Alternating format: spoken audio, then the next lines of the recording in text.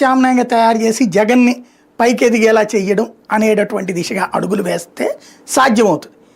కానీ బీజేపీ అట్లా భవిష్యత్ ప్రమాదాన్ని నెత్తిన పెట్టుకోవడానికి సిద్ధపడదు. దక్షిణాదిలో కాంగ్రెస్ను బలహీనపరచడమే దాని ఉద్దేశం.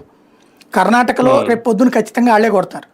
తెలంగాణలో కూడా గ్యారంటీ కొట్టగలం అనేటటువంటి నమ్మకం వచ్చింది వాళ్ళకి, బీజేపీకి.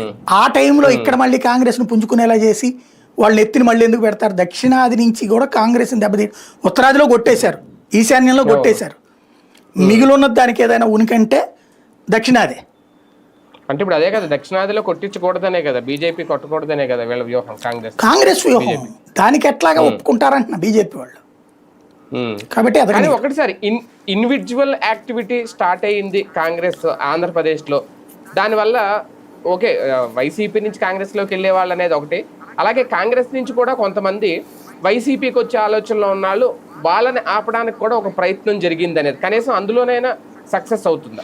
ఏం లేదు, కాంగ్రెస్కి సంబంధించిన వాళ్ళు రావడానికి సిద్ధంగా ఉన్న జగన్ తీసుకోలేదు, ఏదో అవసరమైన వాళ్ళని తప్పించి.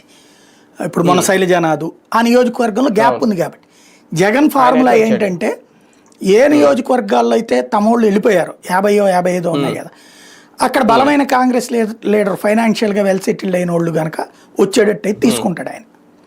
లైక్ ఇంతకుముందు బొత్స ఒకప్పుడు ఇదే జగన్ని తిట్టిపోసినోడే కదా, అట్లా